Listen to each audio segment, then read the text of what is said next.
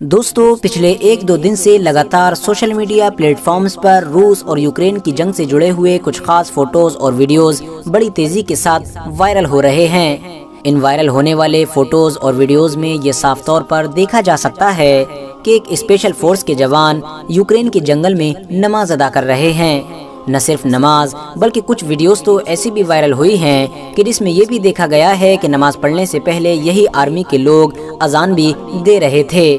مگر دوستو جیسے ہی یہ فوٹوز اور ویڈیوز پورے سوشل میڈیا پر وائرل ہوئے، ویسے ہی زیادہ تر لوگوں کے دماغ میں طرح طرح کے سوال آنے بھی شروع ہو گئے، کیونکہ سمپل سی بات ہے کہ نہ تو یوکرین ایک مسلم دیش ہے اور نہ ہی رشیا ایک مسلم دیش ہے، تو آخر یہ ایک مسلم فوج اس جنگل میں آئی کیسے؟ تو چلیے آج کی اس ویڈیو میں ہم اسی اسپیشل فورس سے جڑے ہوئے سارے سوالوں کے جواب ڈھونڈنے کی کوشش کریں گے۔ ہم آپ کو بتائیں گے کہ آخر یہ فوج کون ہے، کہاں سے آئی ہے، کس نے بھیجی ہے، اور آخر اس فوج کو بھیجنے کا مین موٹیو کیا ہے۔ سب سے پہلے تو ہم آپ کو یہ بتاتے چلیں کہ یہ فوج کوئی عام فوج نہیں بلکہ ایک خاص یونٹ ہے جس کو ہنٹرز کے نام سے جانا جاتا ہے۔ یہ فوج کتنی زیادہ طاقتور ہے اس بات کا اندازہ تو آپ لوگ ان کے فوٹوز سے بھی لگا سکتے ہیں۔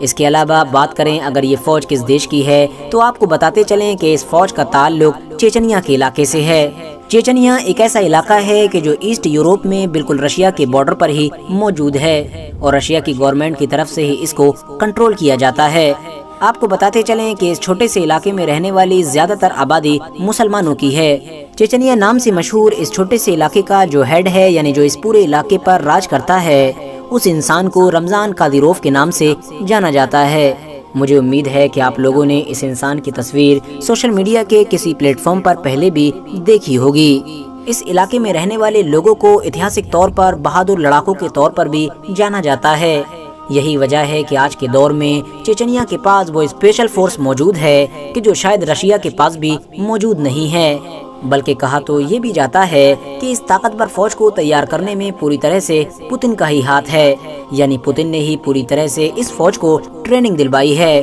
اب آپ لوگ سوچ رہے ہوں گے کہ آخر میں اس فوج کو اتنا زیادہ اسپیشل اور اتنا زیادہ خاص کیوں بتا رہا ہوں؟ تو آپ کو بتاتا چلوں کہ اس کے پیچھے وجہ یہ ہے کہ یہ ایک ایسی فوج ہے کہ جس کو نارملی لڑنے کے لیے نہیں بھیجا جاتا ہے، بلکہ اس کو جب بھی کہیں پر بھی بھیجا جاتا ہے تو ایک خاص اور بڑے مشن کے لیے ہی بھیجا جاتا ہے۔ اور اب جب رشیا اور یوکرین کے بیچ ایک گھاتک جنگ چل رہی ہے تو اچانک سے بیچ ہی میں اس فوج کو رشیا کی طرف سے یوکرین میں بھیجا گیا ہے۔ جیسے ہی اس بات کی خبر سوشل میڈیا پر وائرل ہونا شروع ہوئی کہ چیچنیا کی فوج یوکرین میں انٹر ہو رہی ہے، ویسے ہی ہر طرف افراتفری کا ماحول بن گیا تھا، کیونکہ دنیا کے زیادہ تر لوگ یہ بات اچھی طرح سے جانتے ہیں کہ یہ کوئی معمولی فوج نہیں ہے۔ یہی وجہ ہے کہ کچھ ایکسپرٹس کا یہ بھی دعویٰ ہے کہ رشیا نے اس اسپیشل فوج کو یوکرین میں بھیجنے سے پہلے اس فوج کے ہاتھوں میں ایک ناموں کی لسٹ بھی دی ہے، جس لسٹ میں یوکرین کے بڑے بڑے اور طاقتور لوگوں کے نام شامل ہیں، اور یہ سب وہ لوگ ہیں کہ جن کو یا تو اس اسپیشل فورس کو ختم کرنا ہے